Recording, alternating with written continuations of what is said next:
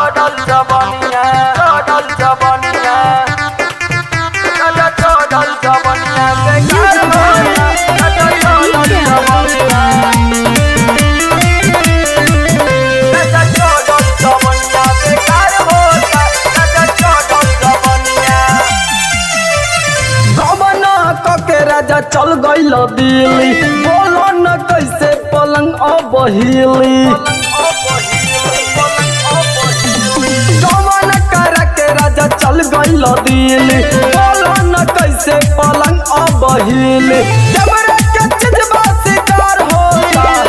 जबरे के चिजबा शिकार होता राजा चढ़ल जवनिया बेकार होता राजा चढ़ल जवनिया बेकार होता राजा चढ़ल जवनिया बेकार होता राजा चढ़ल जवनिया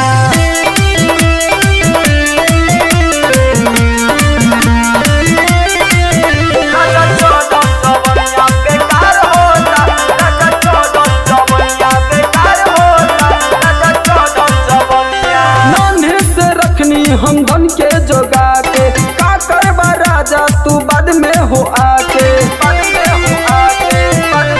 नान्हे से रखनी हो धन के जोगा के का करबा राजा तू बाद में हो आके चोली पर सारी न संहार होता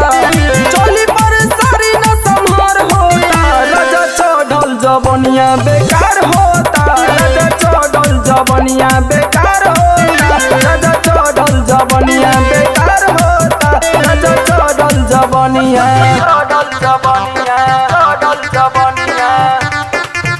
राजा चढ़ल जवनिया बेकार होता राजा चढ़ल जवनिया राजा चढ़ल जवनिया बेकार होता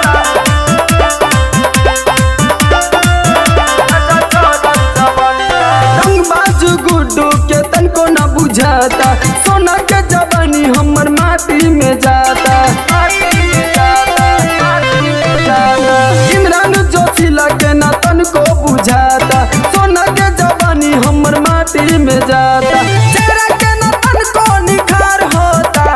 चेहरा के न तनको निखार होता राजा चढ़ल जवनिया बेकार होता राजा चढ़ल जवनिया बेकार होता राजा चढ़ल जवनिया बेकार होता राजा चढ़ल जवनिया कवन करा के राजा चल गइल दिल्ली बोलो न कैसे पलंग अबहिली जबरे के चिजबा शिकार होता